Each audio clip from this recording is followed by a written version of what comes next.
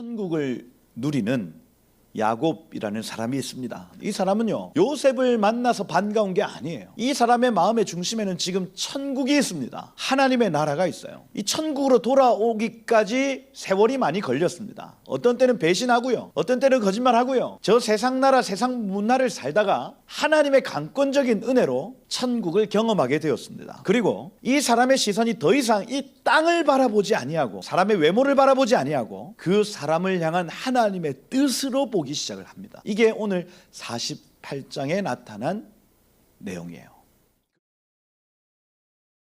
말씀 전하기 전에 여러분, 천국은 감춰져 있습니다. 그거 믿으세요? 여러분, 예루살렘 할 때 이 아임 뒤에 쌍수입니다. 쌍수. 그래서 실제로 눈에 보이는 예루살렘이 다가 아니라 하나 더 있다는 얘기를 하고 있어요. 그래서 예루살렘은 두 개입니다. 두 개. 쌍수예요. 하나는 감춰져 있고 하나는 드러나 있습니다. 근데 이 드러난 것을 볼 때에 감추어진 것을 발견할 수 있습니다. 예루살렘의 영적 어떤 상태, 지금 예루살렘이 네 쿼터로 나눠져 있죠. 나눠져 있습니다.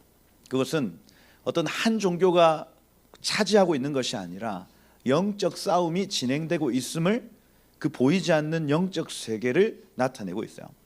근데 우리 주님 감람산으로 재림하시죠. 그리고 예루살렘에서 온 열방을 다스리기 시작할 겁니다. 그때는 네 부분으로 나누어진 예루살렘이 아니라 하나의 예루살렘으로 존재하기 시작할 거예요. 우린 그때를 천년 왕국이라고 얘기를 합니다. 그러니 우리가 지금 눈에 보이는 이 예루살렘을 보고 있으면 눈에 보이지 않는 하늘의 예루살렘을 유추하고 발견할 수 있는 것이다 하는 거예요. 그러면 우리의 삶에도 마찬가지입니다. 우리의 삶에도 하나님의 다스리시는 나라가 우리 삶에 나타나고 있어요. 그런데 보이지 않습니다. 그러나 성도들은 그 보이지 않는 세계를 보는 눈을 가진 자들이에요. 아멘입니까? 그래서 우리의 삶에 지금 하나님의 나라가 있는지 없는지를 누군가는 볼 수 있는 거예요. 누군가는. 여러분, 보시기를 축복합니다. 하나님 나라가 여러분 삶 가운데 이미 우리 안에 있습니다. 이미.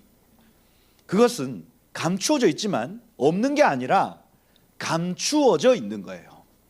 감추어져 있다. 천국의 특징 무엇이냐면 사랑입니다. 사랑이에요. 하나님을 끊임없이 사랑하고 내 옆에 있는 지체를 끊임없이 사랑하는 것, 이것이 천국의 특징이에요.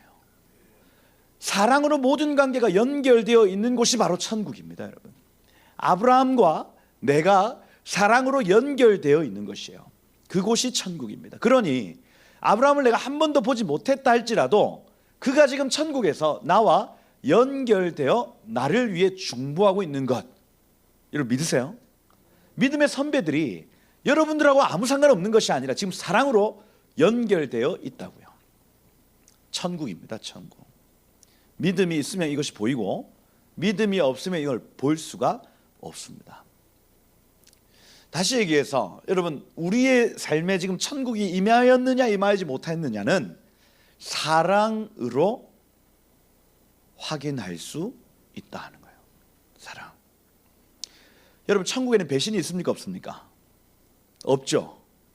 천국은요, 사랑을 배반하지 않습니다. 그런데 지금 이 세상이기 때문에 여러분 배반당하는 거예요. 배신당하는 겁니다. 여러분, 요새 막 무슨 남자가 바람을 피는 것을 이제 넘어 여인이 바람을 피기 시작을 하고요. 이건요, 음란은 다른 죄가 아니에요. 배신의 배신, 배반입니다. 천국 문화가 입혀져야 되는데 세상 문화가 입혀지면 배신하는 겁니다. 배신. 이 배신은 어디에서부터 오냐면 자기 사랑에서부터 시작을 해요. 그래서 모든 죄는 사랑 없음인데, 사랑 없으면 어디서부터 시작해요? 자기 사랑에서부터 시작을 하는 겁니다. 죄의 가장 근원에 가보면 자기 사랑이 있어요. 천국에는 나를 사랑하는 마음이 없고 하나님을 사랑하는 마음과 내 옆에 있는 지체 사랑하는 마음, 이 두 가지가 존재합니다. 다시 얘기해서 이 교회 안에 내지는 우리 가정 안에 천국 사랑이 임하면, 천국이 임하면 나를 사랑하는 마음은 사라지고 하나님을 사랑하는 마음과 내 옆에 있는 사람 사랑하는 마음으로 채워지기 시작을 한다는 거예요. 이게 천국의 문화의 특징입니다. 이 천국 문화를 취하시길 축복해요. 천국에는 분노가 있을까요, 없을까요? 없죠. 나보다 남을 낮게 여기고 내 옆에 있는 지체를 사랑하는 마음이 크기 때문에 화내지 않습니다. 지금 내 삶에 천국 문화가 풀어지는지 세상 문화가 풀어지는지, 세상은요 화내고요, 배반하고요, 질투하고요, 시기하고요, 살인하고요, 나보다 저 사람이 조금 더 가지고 있으면요 죽이고 싶습니다. 그게 세상이라고요. 여러분 장사를 한번 해보려고 해보십시오. 내가 살려면 쟤를 죽여야 되는 게 장사입니다. 그거예요. 세상 문화라고요. 세상 문화. 천국 문화를 소유하시길 축복해요. 주님의 나라가 이곳에, 주님의 뜻이 이곳에 하는 이 찬양은 그 문화를 받아들이겠다는 결정입니다. 나 배반하지 않겠어요.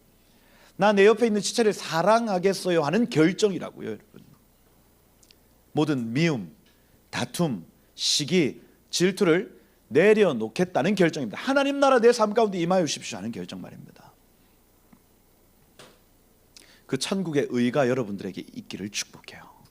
그러면 그것 따라 기쁨과 평강이 여러분들에게 찾아옵니다. 하나님의 나라는 먹고 조지는 게 아니에요. 더 파티 가가지고 어디 더 좋은 뷔페 어디 있습니까? 제가 아는 뷔페는, 가장 좋은 뷔페는 더 파티입니다. 뭐요? 시그니엘. 시그니엘 가서 먹어 조지는 게 하나님 나라가 아니라고요, 여러분. 10만 원짜리 뭐 먹고 왔다, 그게 하나님 나라가 아니에요, 여러분. 어느 호텔에 가서 뭘 먹었다가 아니라 하나님의 나라는 먹는 것과 마시는 것이 아니요, 이렇게 되어 있습니다. 오직 성령 안에서 의와 평강과 희락이니라, 이렇게 되어 있습니다, 여러분. 우리가 하나님의 뜻에 정렬되어지기 시작을 하면 그때부터 희락과 평강이 우리의 삶에 찾아, 하나님 나라가 이곳에 임한다 하는 거예요. 그리고 한 가지 더, 하나님 나라의 특징은 흘러갑니다. 따라해 보세요. 하나님의 나라의 특징, 흘러간다. 이걸 입류라고 얘기해요. 입류. 이것이 어떤 한 사람이 보이지 않는 하나님의 나라를 취하기 시작하면 그게요 옆에 있는 사람에게 흘러가는 특징을 가져요. 성전 문지방에 있는 그 생명수가요 흘러갑니다. 이것이 천국 성전의 특징이에요, 여러분. 하나님의 임재가, 하나님의 나라가 하나님께로부터 우리에게로 흘러온 것처럼 여러분들이 하나님의 나라를 누리기 시작하면 그것은 반드시 여러분의 아이들과 여러분의 친구들과 여러분들의 가족들에게 흘러가는 것이에요. 아멘. 천국에 정죄가 있습니까, 없습니까? 없습니다. 없어요. 그 누구도 여러분을 정죄하지 않습니다. 왜냐하면 그곳엔 사랑이 가득하기 때문이에요, 여러분. 이 천국 문화를 취하시길 축복합니다. 누군가 모든 사람들을 다 정죄하고, 그죠? 모든 사람들이 다 분노하고, 여러분 모든 사람들이 다 음란하고, 세상이 다 그렇게 될 때 여러분 이 하나님의 나라를 소유하시는 여러분 되시길 축복해요. 그리고 그것을 흘려보내는 여러분 되시길 축복합니다. 그죠? 말씀을 전하기 전에 레마의 말씀으로 여러분들에게 먹이는 거예요. 천국이 있다. 보이지 않는다. 눈에 보이는 이 세계 안에 천국이 지금 숨어 있는 것이다. 없는 게 아니다. 이미 우리 안에 있다. 그것은 우리가 지금 나타내는 문화를 통해서 알 수 있다. 내가 지금 천국을 사는지, 내가 지금 세상을 사는지 내 마음의 중심을 통해서 우리는 알 수가 있다. 하나님 나라가 임할지어다. 그죠? 하나님 나라에 취하시길 축복합니다. 오늘 이 창세기 48장 천국을 누리는 야곱이라는 사람이 있습니다. 천국을 누리는 이 사람은요, 요셉을 만나서 반가운 게 아니에요. 이 사람의 마음의 중심에는 지금 천국이 있습니다. 하나님의 나라가 있어요. 이 천국으로 돌아오기까지 세월이 많이 걸렸습니다. 어떤 때는 배신하고요, 어떤 때는 거짓말하고요, 저 세상 나라 세상 문화를 살다가 하나님의 강권적인 은혜로 이 사람은 천국을 경험하게 되었습니다. 그리고 이 사람의 시선이 더 이상 이 땅을 바라보지 아니하고 사람의 생김새 바라보지 아니하고 사람의 외모를 바라보지 아니하고 그 사람을 향한 하나님의 뜻으로 보기 시작을 합니다. 이게 오늘 48장에 나타난 내용이에요. 그리고 더 나아가서 지금 현재 이 아이들을 향한 어떤 컨디션뿐 아니라 앞으로 일어날 구속사의 일들까지도, 천국 구속사의 일들까지도 바라보기 시작한다는 내용이 창세기 48장의 내용이에요. 여러분, 창세기 49장은 많이 보셨죠? 우리 양결 목사님의 그 주 강의 아닙니까? 그 사명 예수 안에 3가지 복, 사명 안에 5가지 복, 요렇게 정리가 된 창세기 49장이 있습니다. 근데 더 나아가서 여러분, 창세기 49장의 12아이들을 향한 예언은요, 구속사적 예언이에요. 구속사적 예언. 그래서 이 12아이들을 향한 어떤 메시지들을 보면 유대인의 남은 자들이 겪을 일들과 이방인의 충만한 수가 겪을 일들이 눈에 보이기 시작하는 거예요. 구속사적 해석이 거기에 숨어 있습니다. 이건요, 야곱이 막 성경을 연구해서 깨달은 것이 아니라 하나님이 마지막 세대를 위해 보여주신 것이라고 소개를 합니다. 보여주신 것. 하나님의 나라에 눈이 뜨여지시기를 축복해요. 보이지 않는 세계가 있습니다. 주님의 나라가 이곳 가운데 임하였습니다. 그리고 앞으로 그 영원한 나라는 임할 것입니다. 그죠? Already but not yet 이렇게 표현합니다. 이미 임한 하나님의 나라, 그리고 장차 임할 하나님의 나라, 이렇게 되어 있어요. 그래서 지금 야곱이 하나님의 나라를 지금 이미 취하였고 장차 임할 하나님의 나라를 예언하고 있다, 이렇게 보시면 돼요. 보시면 48장 1절에 보니까 이렇게 되어 있어요. 이 일 후에 어떤 사람이, 이렇게 되어 있습니다. 어떤 사람이. 근데 이 원어로 하면 그가 이렇게 되어 있어요. 그가 요셉에게 말하기를 내 아버지가 병들었다 함으로, 이렇게 되어 있습니다. 어떤 사람이 내지는 그가 찾아와서 요셉에게 야, 네 아버지 병들었어 하고 메시지를 전달한 거예요. 이전에 보니까 그 어떤 사람이, 그가 이렇게 되어 있습니다. 그가 야곱에게 말하되 네 아들 요셉이 너에게 올 것이니라, 이렇게 되어 있습니다. 다시 얘기해서 지금 여기 중간에 있는 한 전달자가 요셉에게 찾아가서는 야, 이제 너희 아버지 얼마 안 남았어, 빨리 가봐, 이렇게 얘기를 하고, 야곱에게 찾아가서는 야곱에게는 야, 곧 있다가 네 아들이 올 것이다, 이렇게 얘기한 거예요. 누구겠어요 이거? 천사 내지는 하나님이시겠죠. 그가 하나님이요, 이제 이 때가, 이 카이로스의 때, 이때는 언제냐? 야곱이 죽을 때입니다. 죽을 때 그냥 죽지 않습니다. 하나님의 사람은 그냥 죽지 않아요. 반드시 말을 남깁니다. 근데 이 말이 영적인 말이라 영원히 남습니다, 이렇게 돼 있어요. 야, 요셉아, 너 빨리 아버지께로 가라. 때가 얼마 남지 않았다. 야곱아, 요셉이 올 건데 내가 너에게 들려준 말을 쟤한테 지금 남겨라, 이거예요. 연결시켜주고 있는 장면입니다. 그러니 여러분, 두 아들 므낫세와 에브라임을 데리고 찾아갑니다. 찾아갔더니 2절에 보니까 이스라엘이 힘을 내어 침상에 앉았다. 무슨 얘기냐? 아예 완전히 누워서 손을 얹을 수도 없는, 움직일 수도 없이 그냥 기력이 다 빠진 상태에서 야곱아, 요셉이 왔다. 이제 너에게 들려준 말을 하거라 이거예요. 그러니 힘을 내어서 일어나서 덜덜덜덜덜 떨면서 하는 얘기라는 겁니다. 지금 그림을 그리셔야 돼요. 그림을 떨면서 하는 얘기. 힘을 내어 침상에 앉았다.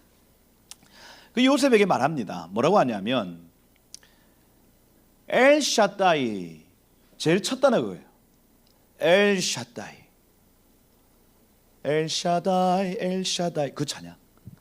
엘샤다이 하면, 샤다이 하면 전능한 이란 뜻, 저질되는 이란 뜻입니다. 저질되다.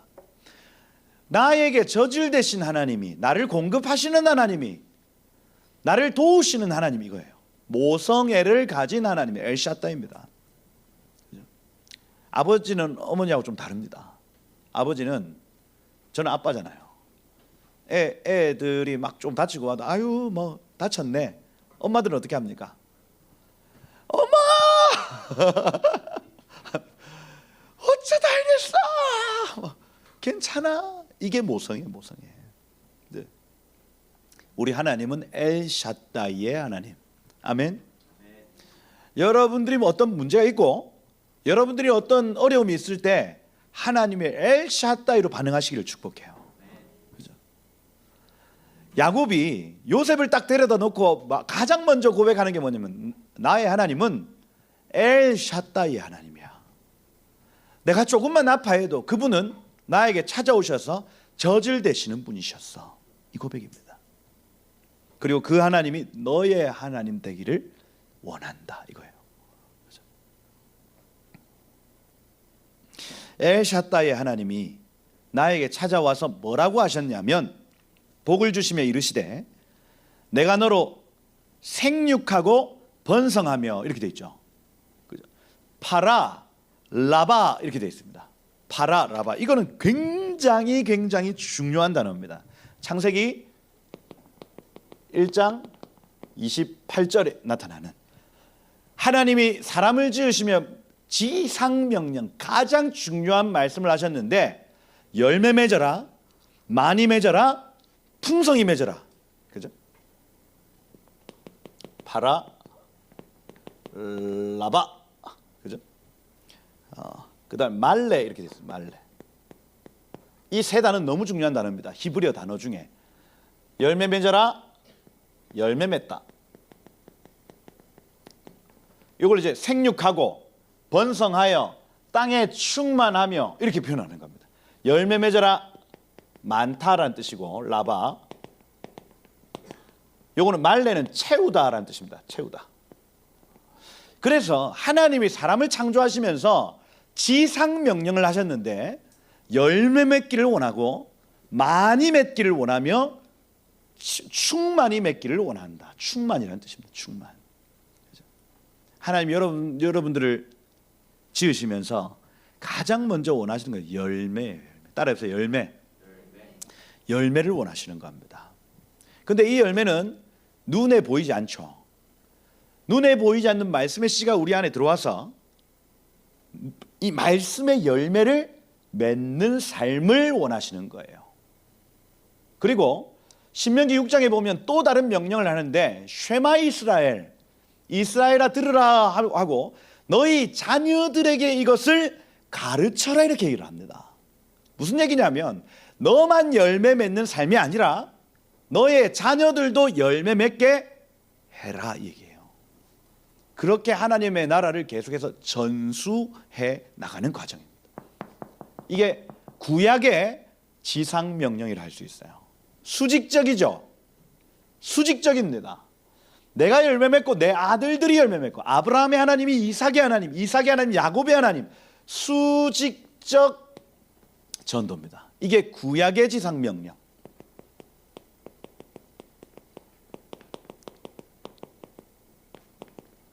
신약은 어떻게 됐습니까? 신약 마태복음 28장 18절에서 20절 말씀. 너희는 가서 모든 족속으로 제자를 삼아. 그죠? 세례를 주고 가르쳐 지키게. 이게 신약의 지상명령. 요건요 수평적이라 할 수가 있습니다. 수평적. 둘 다 똑같습니다. 열매 맺는 건 마찬가지. 그래서 우리는 신구약의 명령을 따라 나에게 맡겨진 아이들을 열매 맺게 하고, 신약의 명령을 따라 내 옆에 있는 사람에게 열매 맺게 하는 사람들인 겁니다. 이거예요. 그러니 여기 지금 48장 4절에 나타나는 야곱아, 내가 너로 열매 맺게 하며 많이 맺게 하겠다. 네게서 많은 백성 할 때 이 백성이라는 이 단어가 카할암미예요. 카할암미. 특이합니다. 여기에서 카할이라는 단어가 나타나요. 카할. 카할하면은 교회입니다. 교회. 에클레시아. 암미 하면은 언약 백성이에요. 그래서 언약 백성 된 교회를 나게 할 것이다, 이 표현이에요. 희한하죠. 그냥 백성이라고 해도 됐어요. 내가 많은 백성을 너에게서 나게 하겠다 했는데 카할이라는 단어를 의도적으로 적어놓은 겁니다. 무슨 얘기냐? 네가 열매 맺고 많이 맺어서 교회가 되게 하겠다는 얘기예요. 두 가지 약속을 합니다. 하나님이 엘샤다이 하나님이 오셔서 나에게 두 가지 약속을 했다는 거예요. 첫 번째, 열매 맺고 많이 맺어서 교회 되게 하겠다는 약속과, 그 다음에 두 번째, 내가 이 땅을 하아레츠거든요. 이 땅, 그 땅을 네 후손에게 주어 영원한 소유가 되게 하리라 하셨느니, 이렇게 되어 있습니다. 두 가지 약속을 한 거예요. 두 가지 약속. 하나는 열매 맺고 많이 맺어 교회 되게 하겠다는 약속과, 그 땅을 너에게 주어 영원한 유업 되게 하겠다는 약속입니다. 이 두 가지를요 야곱이 죽을 때까지 기억하고 있는 거예요. 처음에는 천국이 희미했습니다, 이 사람. 근데 시간이 지나면 지날수록 중요한 게 뭔지를 정확하게 알고 있는 사람이에요. 우리 주님 오신다, 메시아 그분이 오셔야 이 나라가 완성된다는 핵심적인 내용을 이 사람 이해하고 지금 말하고 있는 겁니다. 영원한 소유가 되게 하리라. 여기 지금 5절에 보니까 내가 애굽으로 와서 내게 이르기 전에 애굽에서 너에게 낳은 두 아들 에브라임과 므낫세는 내 것이니라. 르벤과 시므온처럼 내 것이 될 것이요. 이때 요셉이라는 이름이 사라지죠.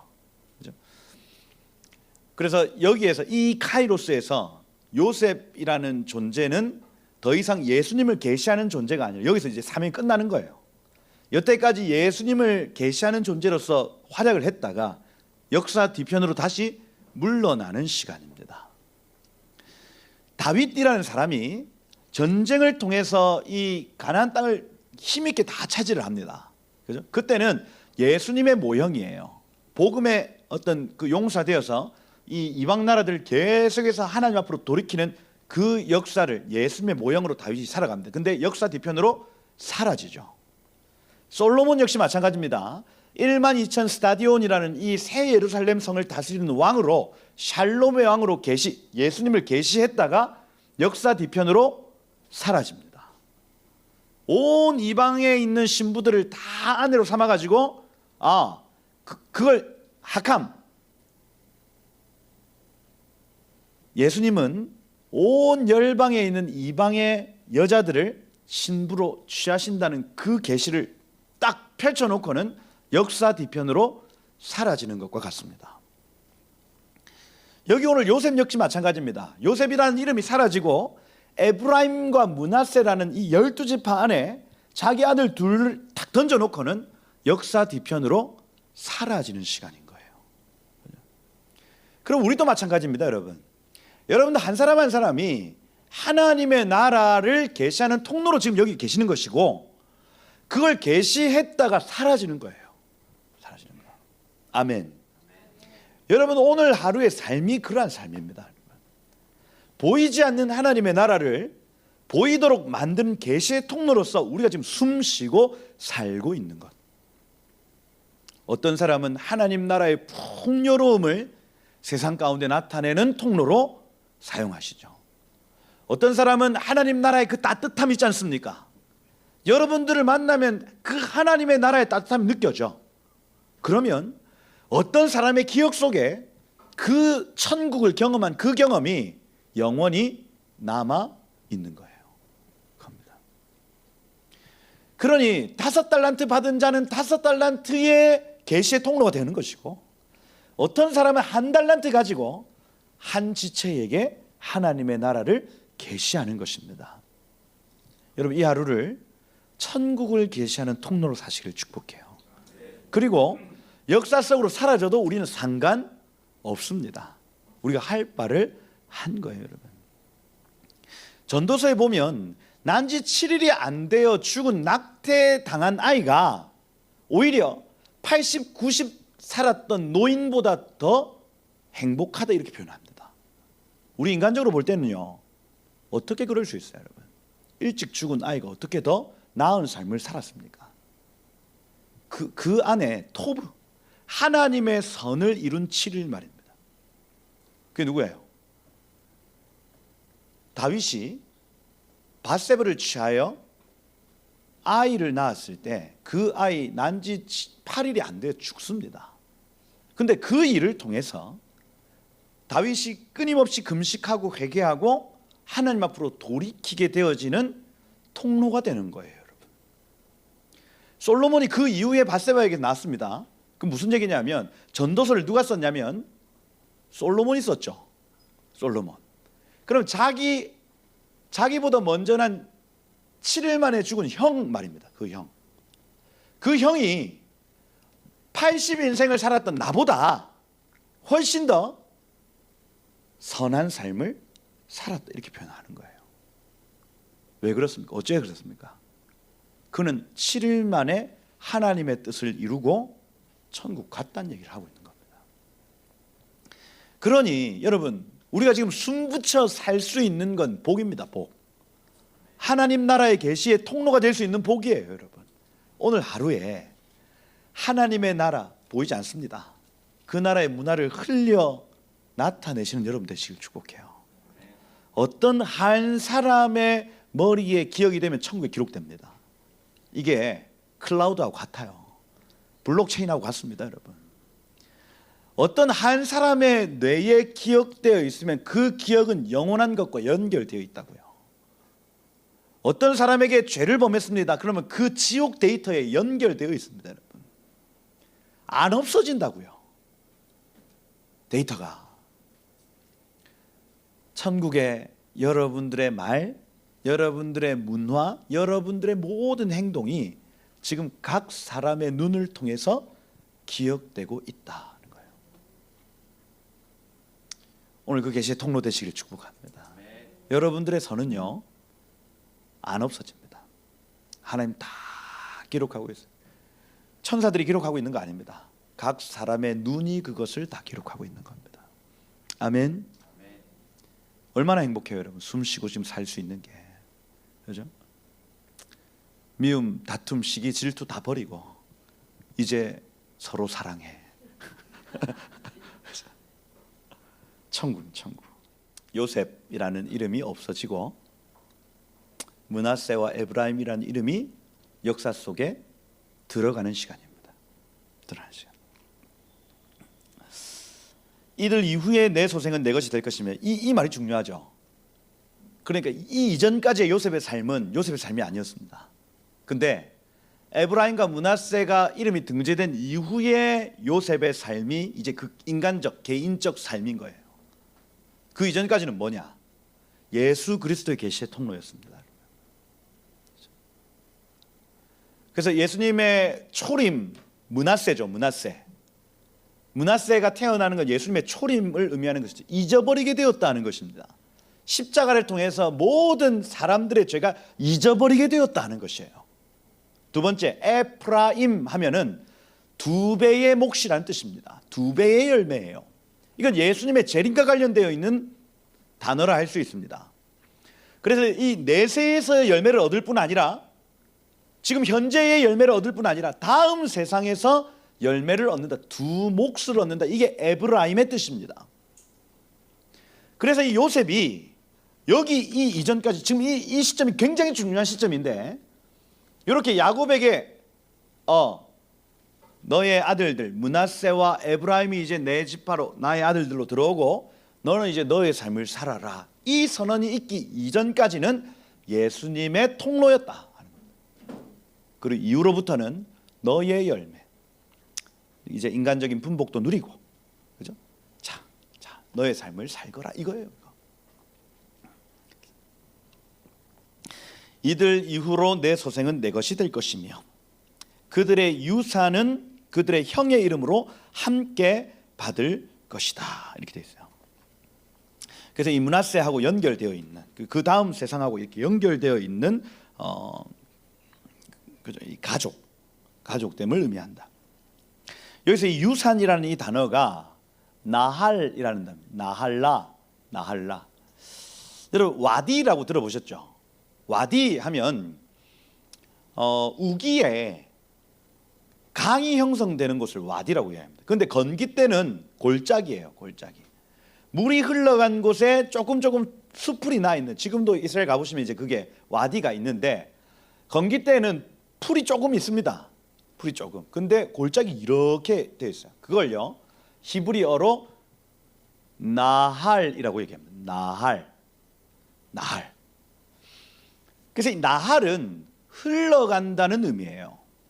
그럼 여기서 이 유산이라는 이 단어는 유업, 기업은 흘러가는 것을 의미합니다. 흘러가는 것.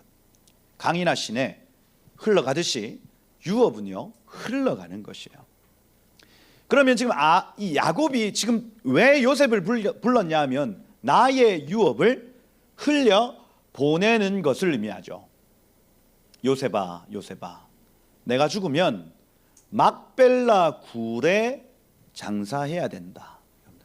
가나안 땅이죠. 가나안 땅에 주님 오신다는 얘기를 하고 있는 거예요. 우리 주님 저 막벨라 굴이 있는 그 가나안 땅에 오신다 이겁니다. 이걸요 나만 믿을 뿐 아니라 흘려보내는 것입니다. 그래서 여러분의 유업은 흘러가야 됩니다. 아멘.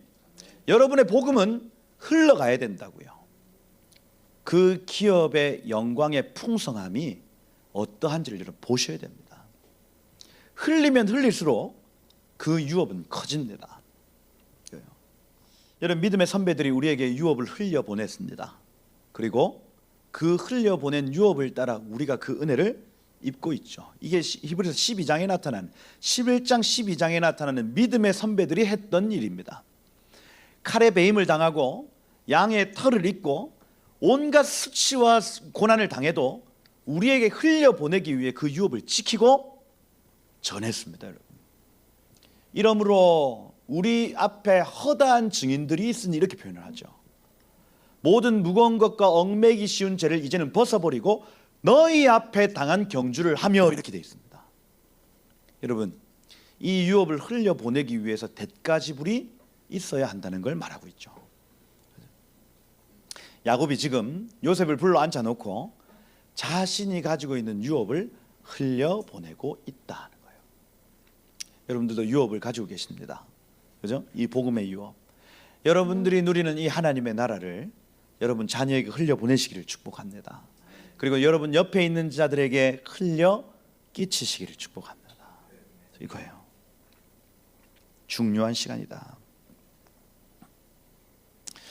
그래서 여러분 땅과 씨가 중요하다는 말씀을 드렸고 이것이 아브라함에게 하신 세 가지 약속과 지금 야곱에게 하신 두 가지 약속의 핵심입니다. 땅과 씨예요. 땅과 씨.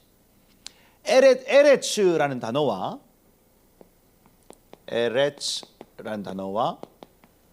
제라 이게 구속사의 핵심입니다. 에레츠 하면 땅이고 가나안 땅을 의미하고 제라 하면 씨고 이 씨는 유대인의 남은 자를 뜻하겠죠. 그래서 사단은 이 땅을 얻지 못하게 하든지 씨를 얻지 못하게 하든지 이 두 가지가 구속사를 막는 유일한 방법입니다. 사단이 지금 구속사를 막을 수 있는 유일한 방법은 땅을 막든지 씨를 막든지예요. 그래서 이스라엘 백성들이 씨가 이렇게 풍성해지지 않도록 사단 계속 죽이려고 합니다. 아벨의 피에서부터 이 제사장 스가랴의 아들의 피까지 계속해서 죽이려 하는 거예요. 씨를 말리려고 합니다. 홀로코스트 역시 마찬가지입니다. 유대인들의 씨를 홀로 하면은 전부라는 뜻이고 코스트 하면 태우다라는 뜻이에요. 그래서 이 홀로코스트 하면 전부를 다 태워버린다는 의미입니다. 유대인들을 홀로코스트, 전부 진멸시키려는 계획이 홀로코스트예요. 히틀러의 홀로코스트. 사단은 씨를 없애든지 아니면 땅에 들어가지 못하게 하든지, 그래서 지금도 예루살렘이라는 땅이 네 부분으로 나눠져서 절대로 들어가지 못합니다. 그 성전산 위에 유대인들이 들어가지 못하게 한다고요. 지금도. 그 땅과 씨가 성립이 되면 주님 오십니다, 여러분.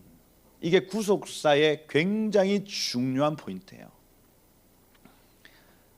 그 땅에 그 씨가 들어가면 주님 오신다고요. 근데 2000년 동안 유대인들 다 흩어져서 그 땅에 그 씨가 없었던 때가 2000년이었습니다. 2000년. AD 70년 디도 장군의 그 흩어짐을 통해서 1948년 다시 이스라엘이 돌아오기까지가 거의 2000년 세월 땅과 씨를 말려버렸죠. 말려버렸습니다. 그런데 지금 땅이 돌아왔어요. 얼마 전에 막 트럼프가 막 예루살렘의 수도가 어디냐 투표했었습니다. 투표. 우리나라 문재인 정부 당당하게 텔아비브다. 근데 막 과테말라, 하여튼 이름도 못 들어본 나라들은 파푸아 뉴기니 이런 나라들은 예루살렘이 이스라엘의 수도다 하고 투표했습니다. 땅이 회복되고 있는 시간, 씨가 회복되고 있는 시간이죠. 심지어 일본에 있는 유대인들, 일본인인데 유대인의 피가 섞였어요. 중국의 상해에 있는 유대인들, 이 사람들이 고토로 돌아가기 시작합니다. 한국에도 유대인이 있을까 없을까요? 뭐 있겠는데 여러분들은 아닙니다. 막 뭐 검사해볼 필요도 없어요. 그죠? 그러지 마세요. 어찌됐든 각 민족 안에 숨어 있는 유대인들이 돌아오는 시간이 열린 거예요. 1948년 이후에. 제가 계속 말씀을 드립니다. 땅과 씨가 만나면 주님 오십니다. 이거예요. 이거. 땅이 온전히 회복되고 씨들이 남아 있으면 그 땅에 열매가 나타나도록 되어 있어요. 굉장히 중요한 시간인 겁니다. 그걸 가르치는 겁니다. 계속 유업으로 가르치는 거예요. 야, 너 씨다 씨. 그 땅에 있어야 메시아가 오신다 이거예요. 애굽 땅으로 나 주님 가라 해서 왔지만 내가 있어야 될 곳은 저기야. 그래야 메시아가 오셔 이겁니다. 바벨론에 잡혀간 사람들 역시 마찬가지입니다. 다니엘이 계속해서 본 건 뭐냐면 선지자 예레미야가 70년 만에 돌아가라고 했다 이겁니다. 돌아가야 된다는 거예요. 돌아가야 된다. 바벨론 이 땅, 그 당시에 바벨론 문명이 얼마나 찬란한 문명이었습니까? 지금 우리는 막 유럽, 미국이 막 찬란한 문명인 것 같지만 그 당시에는요, 다 세계 모든 사람들이 바벨론에 와서 배웠다고요, 여러분. 그러면 바벨론에 한번 정착이 되면요, 잘 안 나가려고 합니다. 실제로 60만, 70만이 다 잡혀왔지만 돌아간 사람은 4만 명 정도밖에 안 돼요. 근데 뭘 얘기합니까? 씨가 그 땅에 있어야 메시아가 온다는 걸 가르친 거예요, 여러분. 이걸 유업이라고 얘기를 하는 거예요, 유업. 그러면 우리가 지금 취해야 될 유업이 있다고요, 여러분. 우리 주님 구름 타고 구름을 밟고 이 땅 가운데 내려오셔서 그분이 이루실 영원한 나라가 있다는 걸 가르쳐야 된다는 겁니다. 가르쳐야 돼요. 우리 주님 오십니다, 여러분. 이 땅에서 뭐 타고 뭐 어느 집에 살고 뭘 먹고 이 나라는 다 망하고 영원한 나라가 있다는 걸 흘려 보내야 된다는 얘기. 만나는 사람마다 그 얘기 하셔야 돼요. 이제 주님의 때가 멀지 않았습니다, 여러분. 얼마 안 남았어요. 언니야, 저기 저 카페 이쁘더라. 저 식당 맛있더라. 이렇게 해서 여러분 이야기의 꽃을 피우는 시간 이제 그만. 물론 드십시오. 맛있는 거 드세요. 맛있는 거 드시면서 무슨 얘기 해야 된다? 우리 주님 다시 오신다는 얘기예요. 천국이 있다. 천국이. 보이지 않는 세계가 있다. 그 얘기를 이제는 하셔야 됩니다. 여러분 전도와 선교의 차이를 아십니까? 선교는 다른 문화권에 가서 막 해도 되는 게 선교입니다. 관계 필요 없어요. 그냥 가서 주 예수를 믿으세요. 할 수 있는 게 선교입니다. 선교하시기를 축복해요. 전도는 그렇게 하면 안 됩니다. 전도는 관계 안에서 이루어지는 것입니다. 관계 안에서. 아무 생뚱맞은 사람이 그냥 할 수 있는 게 전도가 아니고, 여기 요 앞에서 우리 전도하시는 우리 능력 전도 팀들도 관계가 없는 사람들이 아니라 늘 그 자리에 있는 사람으로 사람들이 인식하기 시작해요. 그건 무슨 얘기냐면 관계가 이미 머리에서 형성이 되어 있는 겁니다. 아, 스타벅스 앞에 있는 그 팀, 관계가 형성되어 있는 겁니다. 그래서 내가 지나갈 때 이 사람이 나에게 말하는 그것이 관계 안에서, 저 사람들은 늘 저 시간에 저렇게 있지, 관계 안에서 복음이 들려지는 것이에요. 전도는 관계 안에서 이루어지는 것이고, 선교는요 그 관계를 넘어서서 이루어지는 것입니다. 그죠? 여러분 전도와 선교 하시기를 축복합니다. 여러분들의 관계 안에서 이걸 전하시기를 축복합니다. 여러분 보이지 않는 세계가 있고 우리 주님 다시 오신다는 얘기를 하셔야 돼요. 이제 생뚱맞게 그럴 수 없습니다. 그죠? 근데 제가 만약에 노방전도를 하기 시작을 했다, 그러면 정한 시간 정한 장소에 꾸준히 하셔야 돼요. 그러면 관계가 형성이 됩니다. 그거예요. 이 시간에 했다, 저 시간에 했다, 이렇게 하면 전도가 안 됩니다. 따라해보세요. 전도는 관계다. 아멘. 그러니까 여러분과 연결되어 있는 그 사람에게 보이지 않는 영적 세계에 대해서 얘기를 하셔야 됩니다. 유업을 흘리고 나누고 끼쳐라. 아멘. 그죠?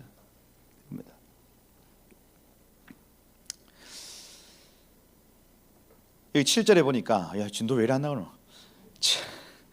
7절에 보니까 내게 대하여는 내가 이전에 밧단에서 돌아올 때 라헬이 나를 따르는 도중 가나안 땅에서 죽었는데 그곳에는 에브랏까지 길이 아직도 먼 곳이라, 이렇게 돼 있죠. 내가 거기서 그를 에브랏 길에 장사하였느니라. 에브랏은 곧 베들레헴이니라, 이렇게 표현합니다. 그래서 요 7절이 왜 들어갔을까? 이렇게 바라볼 때에 라헬에 대한 얘기를 하고 있습니다. 그리고 나중에 이 창세기 49장에 가보면 가장 먼저 레아의 아들들을 먼저 쫙 소개를 해놓습니다. 순서가 의미가 있죠. 또 모세의 축복에 가보면 이게 또 순서가 다 섞여 있습니다. 근데 야곱이 하나님이 말씀하신 순서대로 막 예언을 하는데 먼저는 레아의 아들들, 레아의 소생들 쭉 이렇게 소개를 하는 겁니다. 이사갈과 스불론까지. 그리고 여기 그 빌하와 실바의 아이들을 그 다음에 소개를 하고 마지막에 라헬의 아이들을 예언을 합니다. 그렇게 구조가 그렇게 되어 있어요. 그래서 요 구조를 볼 때 이 지금 레아라는 이 여인은 유대인의 남은 자들에 대한 얘기겠구나라고 유추할 수 있고, 그 뒤에 레아가 정부 아닌데 하여튼 레아가 오리지널입니다. 레아가 다른 여인들은 첩 이거예요. 그러면 레아에게서 낳은 아이들이 오리지널이고 다른 여인에게서 낳은 아이들은 이방이란 뜻입니다.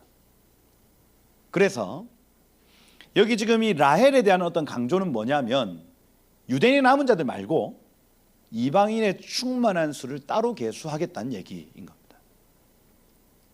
요거 이해를 하셔야 돼요. 구속사에서 정말 중요한 개념이 유대인의 남은 자와 이방인의 충만한 수인데 이들을 따로 계수하고 이들을 따로 계수하겠다는 얘기를 지금 하고 있는 겁니다. 라헬에 대한 강조하고 있다. 그래서 제가 다음 주에 이제 창세기 49장을 요 관점에서 양결 목사님의 그 복음에 대한 강조 말고 구속사적 관점 안에서 유대인들에게 이런 일들이 있었고 이방인들에게 이런 일들이 있을 것에 대한 어떤 내용으로 말씀을 좀 나누려고 해요. 어찌됐든 요셉 같은 경우에는 이 에브라임 이방인의 충만한 수의 어떤 대표다 이렇게 보시면은 되겠습니다.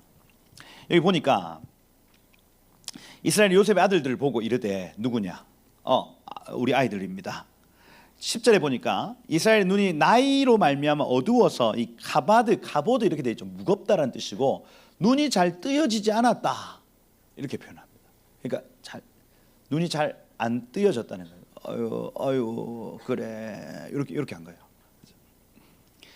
요셉이 두 아들을 이끌어서 입 맞추고 끌어안고 11절에 요셉에게 뭐라고 하냐면 야 내가 네 얼굴을 보리라고 생각하지 못하였으니 이 생각하다라는 단어가 팔랄이라는 단어인데 팔랄은 중보하다 기도하다입니다. 내가 너를 다시 보고 싶다고 기도하지 않았다. 그런데 네 얼굴을 볼 뿐더러 너의 씨를 보게 하신 주님을 찬양한다 이거예요. 지금 야곱은 하나님의 나라에 미쳐 있습니다. 요셉아 내가 너 정말 보고 싶었지만 나 그렇게 기도하지 않았어. 그런데 하나님이 너와 너의 씨를 보게 하신 것 참 감사하다 이겁니다. 씨에 대한 강조예요. 구속사가 이루어지는 아이들을 보게 하신 주님 감사하다. 요셉이 이 아버지 무릎 사이에서 두 아들을 물러나게 하고 땅에 엎드려 절한 다음에 오른손으로 에브라임 왼손으로 므낫세를 이렇게 밀었습니다. 그렇게 할 때에 야곱의 오른손에 여기 므낫세가 가게 하고 야곱의 왼손에 에브라임이 가게 하는 그죠? 그래서 구조가 이렇습니다. 밀고 받고 이겁니다. 가게 함에 근데 이스라엘이 오른손을 펴서 에브라임의 머리에 얹어버리고 왼손을 펴서 므낫세에 얹어버렸다 이렇게 합니다. 오른쪽 하면 야민이라는 뜻입니다. 야민 왼쪽은 쉐모울이라는 뜻입니다. 왼쪽. 자, 오른손은 축복의 손이요 왼쪽은 공격하는 손입니다. 공격하는 손. 이게 왜 그렇게 됐냐 할 때에 여러분 제가 작년에도 한번 요거 말씀을 좀 드렸는데 하나님의 방향이 어떻게 되어 있냐면 하나님의 방향이 성소의 방향 내지는 성전의 방향을 보면 알 수 있습니다. 성전이 이렇게 되어 있으면 여기가 동쪽이죠. 여기가 남쪽이고 북쪽이고 서쪽입니다. 이렇게 해서 지성소와 성소가 이렇게 있는 겁니다. 하나님은 어디를 보고 계시냐면 이렇게 계신 거예요. 이렇게. 그럼 하나님의 오른손은 지금 남쪽에 있고 하나님의 왼손은 지금 북쪽에 있다는 것을 알 수가 있어요. 이해가 되십니까? 그래서 오른쪽 여기 남쪽에 있는 여기는 늘 애굽을 대표로 하는 이스라엘을 돕는 자들이 오고 북쪽은 아말렉 내지는 저 위에 아람 바벨론이라고 표현되어지는 대적들이 쳐들어오는 장소가 북쪽이에요. 그럼 무슨 얘기냐면 하나님의 오른쪽에는 이 하나님의 나라를 돕는 자들이 있고 하나님의 왼쪽에는 늘 대적이 있다는 개념을 가지는 겁니다. 그래서 오른손은 돕는 손이요 왼손은 싸우는 손이다. 이렇게 이스라엘 백성들 내지는 이스라엘 자손들 생각 안에 그게 딱 정해져 있는 겁니다. 성전의 어떤 그 방위를 통해서 오른손과 왼손이 의미하는 것을 알 수가 있어요. 그런 자연스럽게 오른손을 얹어주세요, 오른손을 얹어주세요 이렇게 표현을 하는 겁니다. 근데 여기 14절에 팔을 엇바꾸어 얹었더라 할 때 이 엇바꾸다 제가 정말 강조하는 단어인데 샤칼이라는 단어. 샤칼 하면 신중하다, 통찰하다, 지혜롭다, 총명하다라는 단어입니다. 샤칼. 그래서 보십시오. 여기 지금 차남 이렇게 되는데 차남이 차아르 보잘것없는 미천한 이런 뜻이고 장남 하면 바카르 첫것 해치고 나오다라는 단어입니다. 그래서 단어 자체가 지금 오른손을 얹은 아이는 미천한 것, 천한 것, 보잘것없는 것에 손을 얹어버리고 장자에게는 이 공격하는 손을 얹는다는 개념입니다. 하나님은 언제나 이렇게 아가 둘이 있을 때 차자에게 계속해서 축복의 손을 얹어버리는 겁니다. 이게 뭘 의미할까요 도대체? 하나님이 요 현상을 보고 깨달아라고 우리에게 지금 알려주는 겁니다. 뭐예요 도대체가? 처음 된 자가 나중 된 자보다 못한다는 얘기를 하고 있는 겁니다. 이게 도대체 무슨 얘기냐고요? 유대인과 이방인이 어떻게 쓰임 받을 것에 대한 숨어 있는 계시입니다, 여러분. 이걸 이렇게 봐야 돼요. 끊임없습니다. 뭐 에서와 야곱 마찬가지입니다. 계속해서 처음 난 자가 시기하고 질투하고 막, 그죠? 나중된 자가 계속해서 하나님이 풍성하게 하고 복을 주고 지금 딱 그런 상황이에요. 이방 교회는 성령을 누리고 이방 교회는 복음을 누리고 그 자유를 누리고 엄청난 회복과 영광을 누리고 있는 반면 유대 교회는 여전히 하나님의 율법과 또 하나님의 어떤 그 말씀을 지키는 데 치중을 하지만 자유하지 못하고, 그죠? 메시아이신 예수님께 죄를 옮기지 못하고 여전히 그렇게 남아 있는 상황을 지금도 보는 거예요. 지금도 야곱이 샤칼 하면은 이거는 교차하여 두다 내지는 분별하다라는 뜻인데 눈은 다 가려져 보이지 않지만 누구에게 손을 얹어야 될지를 보는 겁니다. 차자에게 지금 손을 얹어야 되는구나, 지금 장자에게 왼손을 얹어야 되는구나, 이걸 통해서 하나님이 나를 계시의 통로로 사용하시겠구나, 이걸 딱 보고 얹은 겁니다, 여러분. 그러고 뭐라고 합니까? 아들아 안다, 나도 안다. 나중에 그렇게 하죠. 아들아 안다, 나도 안다. 여기 축복을 하는데 아까 그 축복 말입니다. 여기 16절에 보면 여태까지 나를 기르신 하나님이 모든 환난에서 건지신 여호와의 사자께서 이 아이들에게 복을 주시고 할 때 이 건지신이라는 단어, 고엘이라는 단어, 고엘은 대신 대가를 지불하여 유업을 되찾게 하다라는 뜻입니다. 대신 대가를 지불하여 유업을 되찾게 하다. 우리의 고엘 대신 예수님이죠, 그죠? 그분이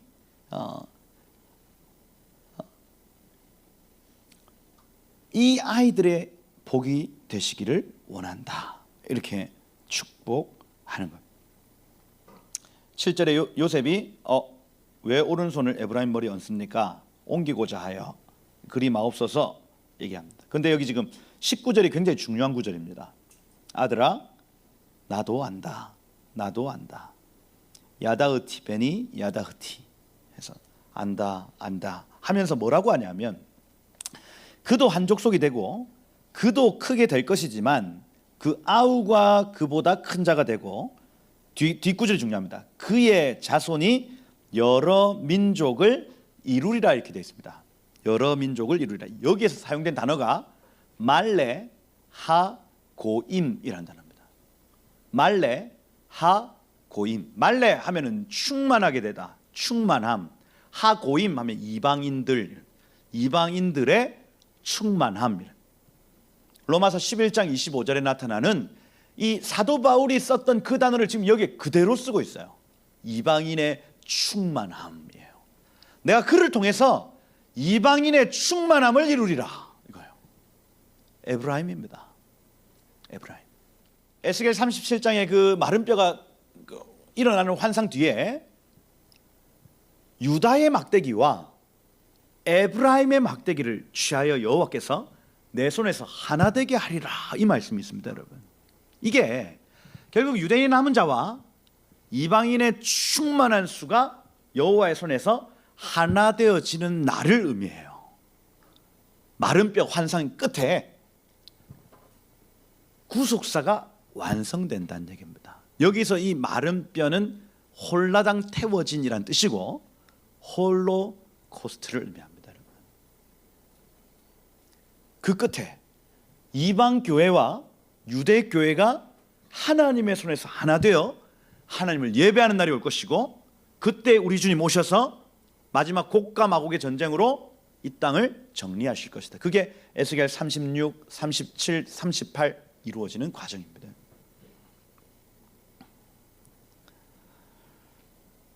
여기 지금 야곱이 그걸 예언하고 있어요. 아들아 안다, 나도 안다 해놓고 내가 이 아들을 통해서 이방인의 충만한 수를 이루리라. 이게 어떻게 이루어졌습니까? 여러분 622년도에 아수르에게 북이스라엘 에브라임이 다 진멸당합니다. 그리고 이들이 전 세계로 흩어지죠. 유대인의 남은 자, 이 유다 지파와 베냐민 지파는 586년까지 남아 있습니다. 바벨론에게 멸망당하고, 근데 이 종족은 보존됩니다. 이 사람들이 곧 유대인의 남은 자가 되고, 아수르에게 멸망한 이 열 지파는 흩어져서 이방인의 충만한 수가 되어지는 거예요. 그렇게 중국 유대인, 또 일본 유대인 다 흩어져서 섞여서 온 이방으로 에브라임이라는 북이스라엘이라는 이 나라가 이방으로 흩어진 것, 이거예요. 이 구속사의 어떤 흐름이 여러분 보이시길 축복합니다, 여러분. 그래서 이방 교회가 천국 복음이 모든 민족에게 다 증거되어지고, 그렇죠? 그러면 그제야 끝이 오는데 유대인들이 핍박받기 시작한다. 그 유대인들 중에 남은 자들, 그가 찌른 자를 보기 시작하고 예슈와 하마시아, 예수님이 메시아이십니다, 예수님이 메시아이십니다 하고 고백하는 자들이 하나 되어 마라나타 외치면 우리 주님 오신다는 얘기. 여러 민족을 이루리라. 그날에 그들에게 축복하여 이르되 이스라엘이 너로 말미암아 축복하기를 하나님이 너에게 에브라임 같고 므낫세 같게 하시리라 하며 에브라임을 므낫세보다 앞세웠더라. 이방인의 충만한 수, 그죠? 그들을 먼저 앞세운다, 유대인들보다. 그렇네요. 여기 희년서에 희년서 45장 14절에 보면 뭐라 적혀있냐면, 이스라엘이 죽기 전에 그의 아들들에게 축복하되 이집트 땅에서 그들에게 닥칠 모든 일들을 그들에게 폭로하니라, 이렇게 되어 있습니다. 첫 번째, 이스라엘이, 여기 지금 야곱이 앞으로 일어날 일들에 대해서 아이들에게 가르치기 시작하는데, 첫 번째는 이집트 땅에서 닥칠 일을 먼저 예언을 했고, 두 번째는 마지막 날에 닥칠 일을 그에게 알려줬다, 이렇게 표현합니다. 마지막 날에 닥칠 일, 두 가지를 예언을 했대요. 희년서에 보니까 야곱이 죽기 전에 두 가지를 예언을 했는데, 하나는 이집트에서 닥칠 일, 하나는 마지막 날에 닥칠 일. 여기 아하리트 하요밈 이렇게 표현합니다. 아하리트 하면 끝날, 세상 끝날이에요. 세상 끝날. 그래서 이집트 땅에서 일어날 일과 세상 끝날에 일어날 일들을 예언을 해줬다 합니다. 그래서 저는 요 마지막 날에 닥칠 일을 창세기 49장으로 보고요. 마지막 날에 닥칠 일. 그리고 이집트에서 닥칠 일을 찾아보니까 여기 지금 안 나와 있거든요. 근데 야샬의 책에 야샬의 책 56장에 이 이집트에서 닥칠 일에 대한 소스가 있습니다. 보니까 야샬의 책에는 야곱의 유언이 나와요. 희년서 우리가 이렇게 살펴볼 때 아브라함의 유언, 노아의 유언들이 많이 나와 있었단 말입니다. 근데 여기에는 야곱의 유언이 정확하게 안 나오고 그냥 이 두 가지만 알려줬다 이렇게 얘기를 합니다. 두 가지. 그래서 그러면 유언의 내용은 없는가 보다 하고 야샬의 책을 보니까 야샬의 책 56장의 유언의 내용이 나타나는 거예요.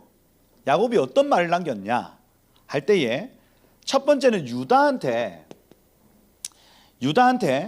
형제들을 다스리고 싸우는 방법 가르쳐라. for 유다. 다스려라. 형제들을 잘 다스려라 하는 유언을 남깁니다. 두 번째,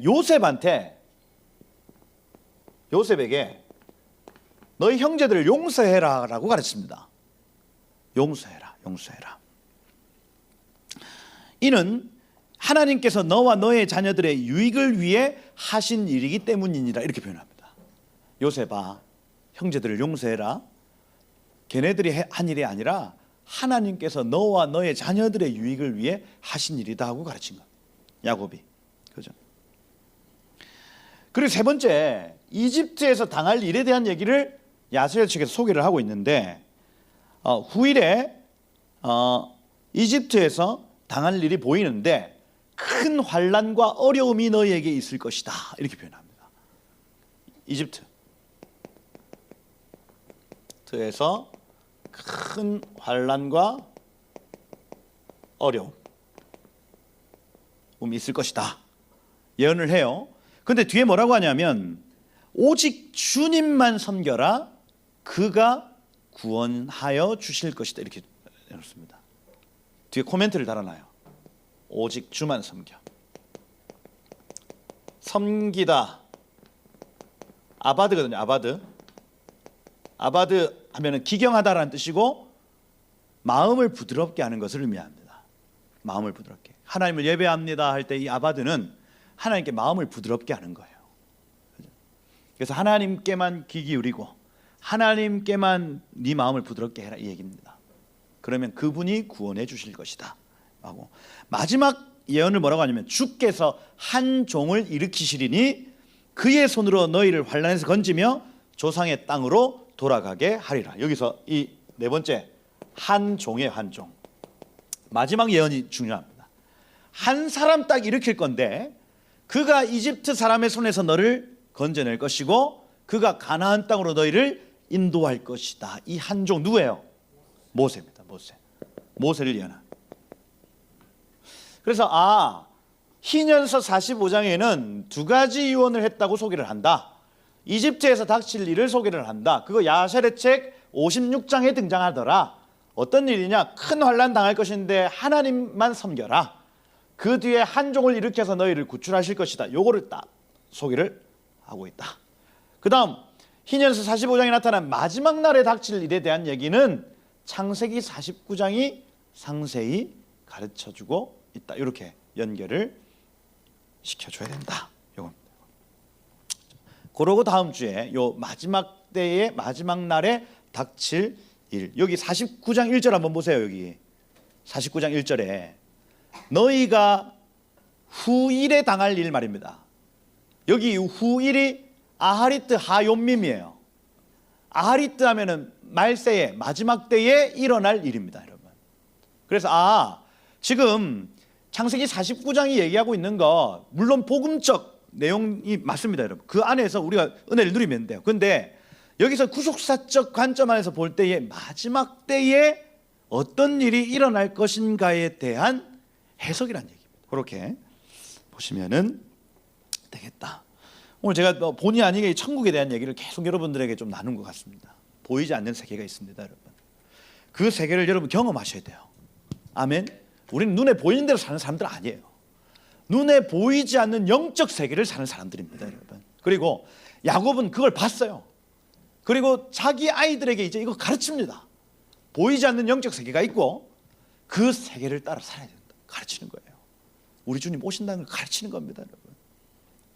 여러분 이걸 전하셔야 돼요. 흘리고 나누고 계셔야 됩니다. 그렇죠? 만나는 사람마다 그 얘기 하셔야 돼요.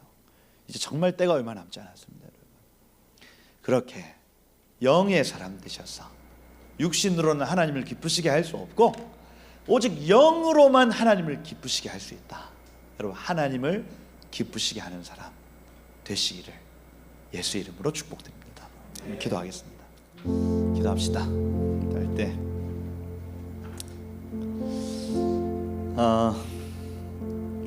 제가 아까 입류라고 말씀을 드렸는데 하나님 나에게 흘려주십시오. 흘러오게 하십시오.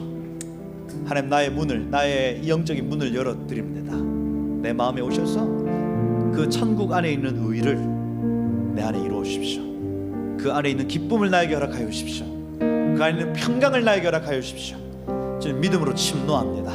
주님 오셔서 주의 말씀대로 살고자 하는 우리의 심령 가운데 주의 나라로 좌정하여 다스려 주옵소서. 더 나아가서 그것을 흘리는 자 되게 하셔서 만나는 사람마다 오늘 나에게 허락하신 이 시간을 다하여 나의 힘을 다하여 나의 뜻을 다하여 하나님 천국을 전하는 자 되도록 주의 나의 기름 부어 주옵소서. 다 같이 한번 주여 부르며 기도하고 마치도록 하겠습니다. 함께 기도하겠습니다. 주여 아버지 하나님 감사합니다. 하나님 오늘 이 아침에 하나님 우리가 하나님의 나라를 믿음으로 취합니다. 눈에 보이지 않는 영원한 그 나라가 오늘 내 삶 가운데 이 말씀을 이 시간 선포합니다. 주님 오셔서 주님의 나라의 주님의 영광으로 우리를 채우소서. 하나님 이 땅을 위해 살지 않고 먹고 마시는 것을 위하여 살지 아니하고 오직 영원한 것과 연결되어 사는 삶 살게 하옵소서. 그날의 주의 영이 임하여 큰 부흥이 땅 위에 일어나리라. 모든 영혼 깨어 일어날 때 주 예수를 부르는 자는 구원되리. 그날에 주의 영이 임하여 큰 부흥이 땅 위에 일어나리라. 모든 영혼 깨어 일어날 때 주 예수를 부르는 자는 구원되리니.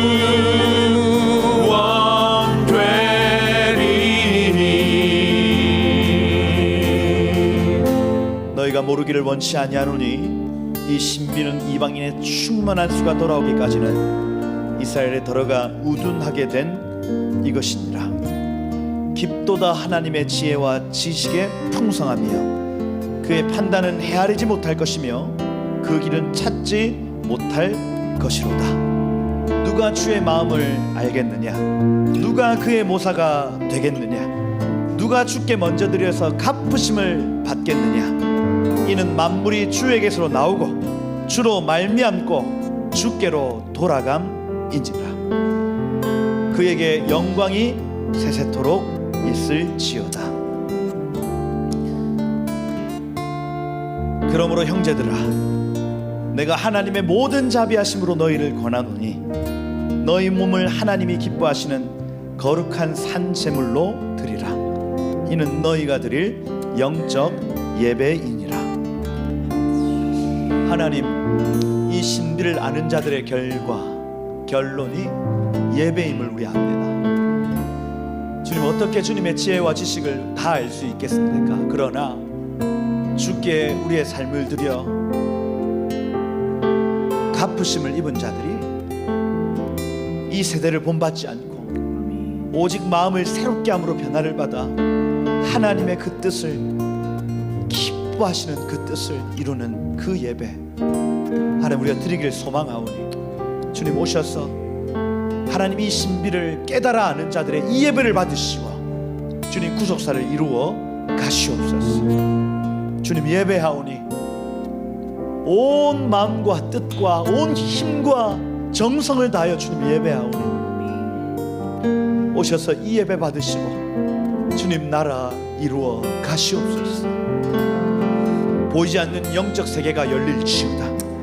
영적인 눈이 열릴지어다. 보이지 않는 영원한 것과 연결될지어다. 눈에 보이는 대로 살지 아니하고 먹고 입는데 빠져 살지 아니하고 영원한 것과 보이지 않는 것을 위하여, 썩지 아니할 것을 위하여 우리의 삶을 심게 싸우니 오셔서 이 예배 받으시고 그것 허락하여 주옵소서. 그렇게 이 계절, 이 시간들을 채워나가실 주님을 찬양합니다. 주님 모든 영광을 주님 받아 주옵소서. 살아계신 예수 그리스도의 이름으로 기도드립니다. 아멘.